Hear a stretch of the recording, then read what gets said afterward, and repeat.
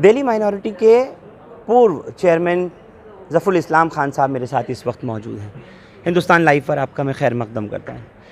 ज़फ़र साहब, मौजूदा हालात के ऊपर मुझे आपसे एक बात करनी है, और दूसरा सबसे पहले चीफ़ जस्टिस ऑफ इंडिया की जिस तरह की, अगर हम कल के उस ऑर्डर को देखें जिसमें उन्होंने साफ़ तौर पर कह दिया है कि अब गुजरात दंगों की फ़ाइल हो उस पर फुल स्टॉप हो जाएगा, बाबरी मस्जिद से मुताल्लिक़ा जो मामलात और उसकी सुनवाई कंटेम्प्ट पर चल रही थी उसको रोक लगाई। किस तरह से देखते हैं आप, आपका क्या कहना है?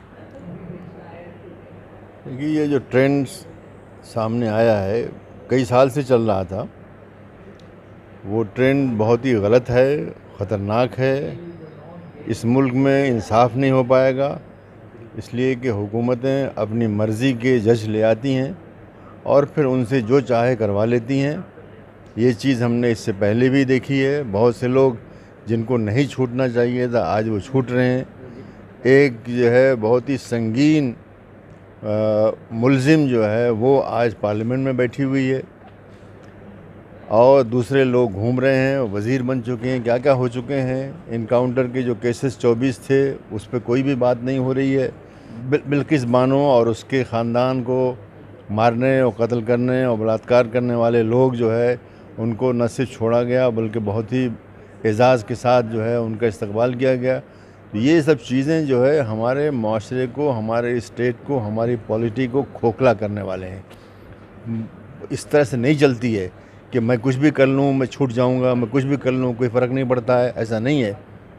बल्कि हमारा निज़ाम ऐसा होना चाहिए जिसमें कि छोटा और बड़ा, बादशाह और छोटा आदमी, हर आदमी बराबर हो।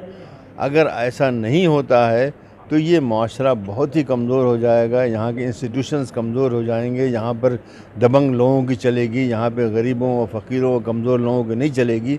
जिसका मतलब है कि इस माशरे के अंदर नाराज़ यहाँ पे आ जाएगा, नाइंसाफ़ी यहाँ पर आ जाएगी। और उसके बाद आप जानते हैं क्या होता है, जिस तरह से कि फ़्रांस में इनकलाब आया था, हर आदमी खड़ा हो गया था, उस तरह की सूरत हाल पैदा हो जाएगी।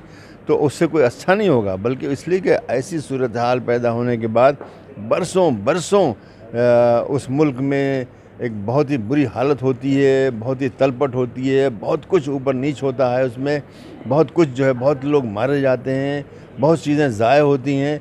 तो वो अगर ये लोग चाहते हैं कि ऐसा हो तो ये लोग हमारे मुल्क के वफ़ादार बिल्कुल नहीं हैं।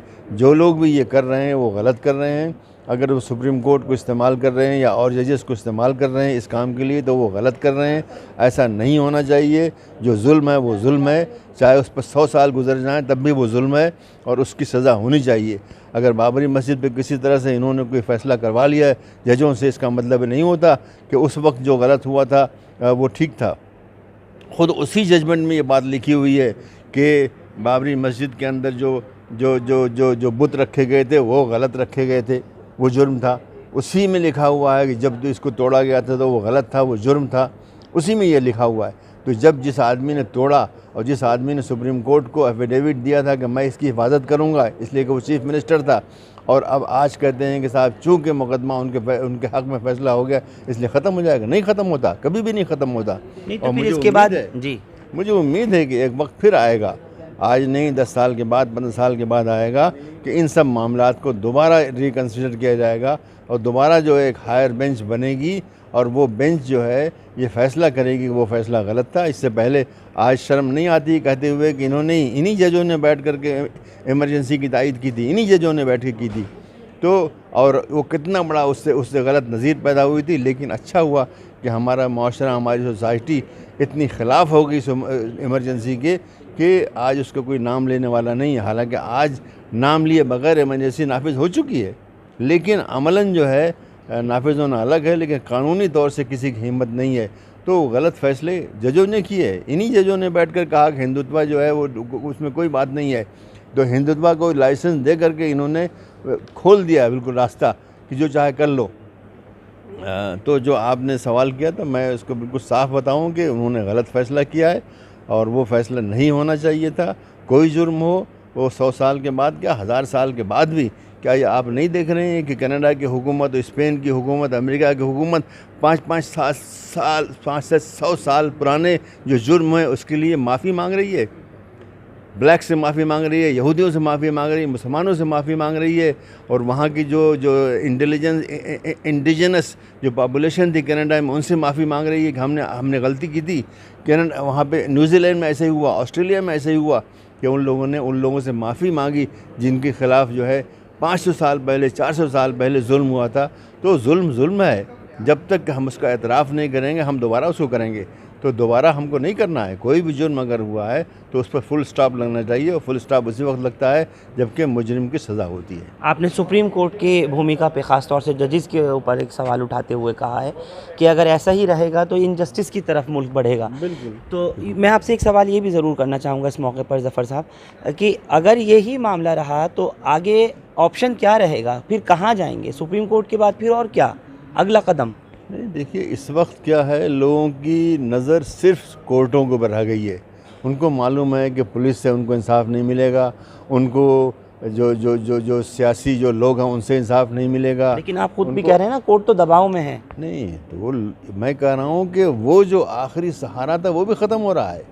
वो बहुत अच्छा नहीं है। उससे लोग जो है यानी लोग समझेंगे कि अब कुछ नहीं है। अब इसका मतलब है कि फिर वो दहशतगर्दी करेंगे, फिर वो कुछ भी करेंगे, फिर अपने कानून को अपने हाथ में लेंगे, फिर वो सड़कों पे निकलेंगे, फिर वो तोड़-फोड़ करेंगे, फिर वो मतलब आग लगाएंगे। ये सब कुछ चीज़ें होंगी जो अच्छी नहीं है किसी भी सोसाइटी के लिए। अगर ये कहीं पर भी हो, बर्मा में भी हो, कहीं भी हो, अच्छा नहीं है। तो हिंदुस्तान में तो बिल्कुल नहीं होना चाहिए। बहुत बड़ा मुल्क है और बहुत कुछ स्टेक पर है यहाँ पर, और बहुत काफ़ी यहाँ पर ऐसी सोसाइटी है जिसके अंदर कि तरह तरह के लोग हैं, तरह तरह की ज़बानें बोलने वाले हैं, तरह तरह के मज़हब से भी यकीन रखने वाले हों। ऐसी जगह पर ऐसा होगा तो यहाँ पर वो खलफशार और वो यानी वो जो सिविल वॉर वाली सूरत हाल होती है वो बड़ी आसानी से आ सकती है, और उसको रोकना हर हमारे यानी यहाँ के शहरी का फ़र्ज़ है कि ऐसी सूरत हाल ना होने पाए। इसलिए मैं समझता हूँ कि सब लोगों को आवाज़ उठानी चाहिए कि जो ट्रेंड इस वक्त सुप्रीम कोर्ट में या और दूसरी कोर्टों में भी चल रहा है, अभी हाई कोर्ट जो कर्नाटक के उसने भी कह दिया कि जो एक मस्जिद के मैदान में जो है वहाँ पे एक हिंदुओं का त्यौहार हो सकता है, क्यों हो सकता है? तो ये लेकिन मुरादाबाद में एक घर में नमाज इज्तिमाई हो रही है तो 26 लोगों पर एफआईआर हो जाती है, गिरफ्तारी हो जाती है। वो ख़त्म हो गया इसलिए कि वाज़ेह हो गया कि वो जो वीडियो इस्तेमाल किया गया था वो झूठा था। वो बात ख़त्म हो गई। अच्छी बात है, उससे बड़ी मुझे खुशी हुई कि पुलिस वाले भी यानी बाकायदा यानी विजिलेंट हैं और देख रहे हैं कि अगर कोई गलत चीज़ हो तो उसको नहीं चलना चाहिए, और वो चीज़ हर जगह होनी चाहिए। इस तरह के पुलिस ऑफिसर अब कम हो रहे हैं, लेकिन अफसोस अच्छी बात है कि ऐसे पुलिस ऑफिसर आज भी मौजूद हैं जो कि दबाव के बावजूद उन्होंने, इसलिए कि उनको मालूम है दबाव बिल्कुल रहा होगा, इसलिए कि जिस तरह के लोग ये किस्म के केस लेकर के जाते हैं वो लोग बहुत दबंग किस्म के लोग होते हैं, और जो कहते हैं कि साहब हम आज की जो हुकूमत है उसके साथ हैं, और आज की जो पार्टी हुकूमत कर रही है उसके साथ हैं, इसलिए उनकी बात ना मानना बहुत मुश्किल होता है। उसके बावजूद भी उन्होंने किया, ये बड़ी अच्छी बात है, ये होनी चाहिए। असल में इंसाफ शुरू होता ही है पुलिस से। अगर पुलिस स्टेशन में सही तरीके से इन्वेस्टिगेशन हो, सही तरीके से रिपोर्ट लिखी जाए तो उसका असर सब पे पड़ता है।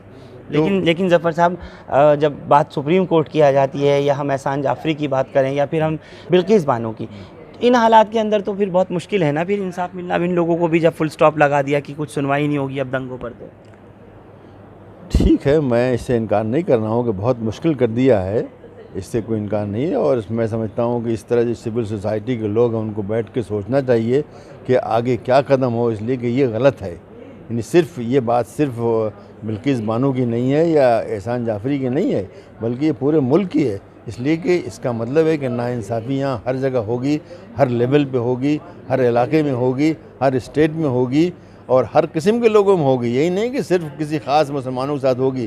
जैसे कि नाइंसाफ़ी जब शुरू होती है वो हर एक होती हो ही रही है। देख ही रहे हैं आप कि किस तरह से जो है सिर्फ इसलिए कि वो दलित है उसका बलात्कार हो रहा है और उसको जलाया जा रहा है उसको। तो ये हो रहा है। आदिवासी कितने लोग, मैंने तो अभी पढ़ा मैंने कि एक साल के अंदर, पिछले साल के अंदर कोई 8,000 आदिवासियों के ख़िलाफ़ जुल्म हुए हैं। मतलब जो रिपोर्टिंग बाकायदा जो है होम मिनिस्ट्री के अंदर हुई है। ये क्या हो रहा है? ये इसका मतलब ये है कि कानून काम नहीं कर रहा है। इसका मतलब ये है कि कोर्ट काम नहीं कर रहे हैं, इसलिए स्टेट काम नहीं कर रही है। अगर काम कर रही होती तो ये ना होता ये। तो ये बात जो है सबके लिए सोचने की है कि किस तरह से ये जो रास्ता हम जा रहे हैं, ये रास्ता जो है बड़ा ख़तरनाक है, ये स्लिपरी रोड है, ये इस पर हम लोग सब गिर जाएंगे और बहुत नुकसान होगा। बहुत बहुत शुक्रिया। तो आप सुन रहे थे ज़फ़रुल इस्लाम खान साहब को, जो खुले तौर पर ये कह रहे हैं कि अगर इस मुल्क में इंसाफ बाकी ही नहीं रहेगा और इस तरीके के ही हालात अगर पैदा होते रहे तो फिर जो कुछ ज़फ़र साहब ने कहा, कहीं ऐसा ना हो कि इनकी जो प्रेडिक्शन है, जो पेशन गोई है, वो फिर अमल में आ जाए।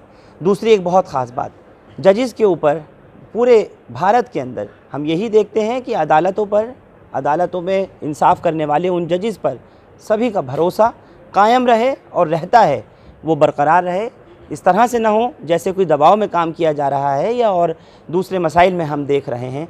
जहाँ जहाँ नाइंसाफ़ी हो रही है उसको देखते हुए ज़फ़रुल इस्लाम खान साहब ने कहा है कि खुले तौर पर लोगों को भी समझना होगा और अदलिया को भी समझना होगा।